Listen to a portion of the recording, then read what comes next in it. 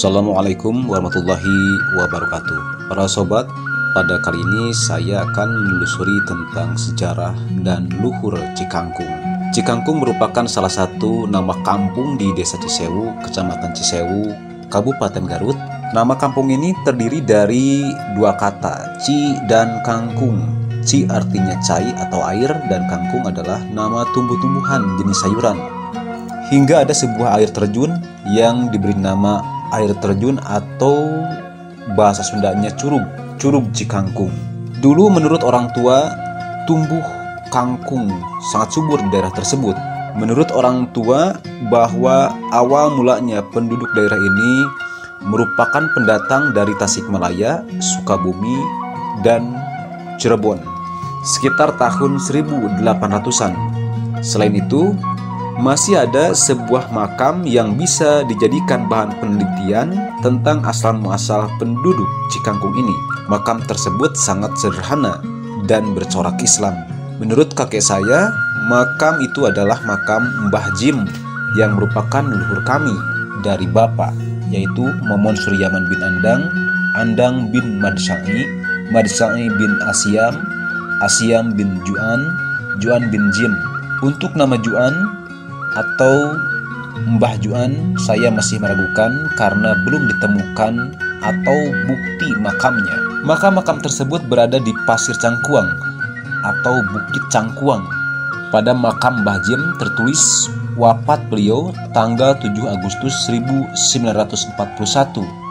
Diperkirakan lahirnya tahun 1800-an. Ya, makam Mbah Jim pupusnya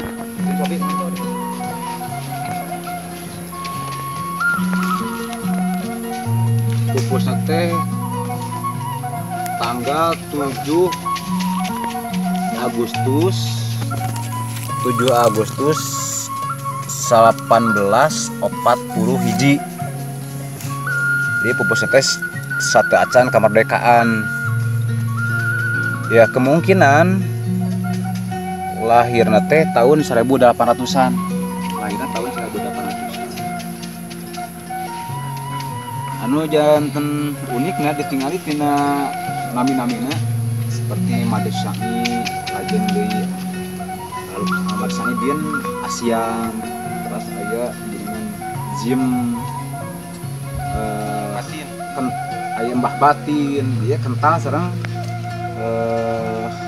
istilah-istilah Arab. Saya tertarik pada nama-nama makam tersebut, yaitu Madsai atau Muhammad Syai dan Mbah Jim, merupakan nama-nama yang lekat sekali dengan Islam.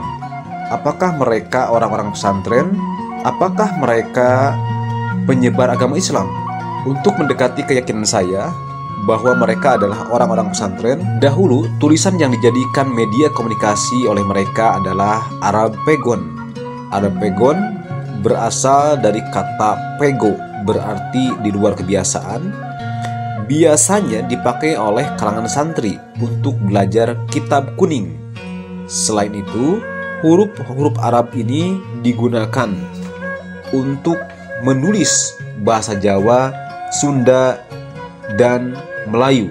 Pegon diperkenalkan kepada masyarakat Jawa berkat Sunan Ampel, Sunan Gunung Jati, dan Imam Nawawi.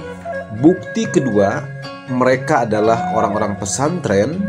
Mereka merupakan pendiri masjid pertama sekaligus madrasah untuk mengajarkan nilai-nilai keislaman di masyarakat, seperti dilakukan almarhum Madsai.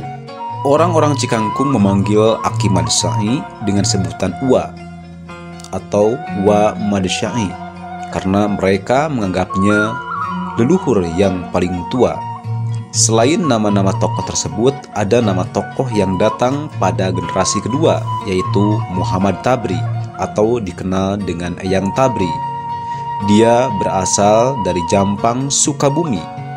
Untuk lebih lengkap, ikuti di pertemuan berikutnya.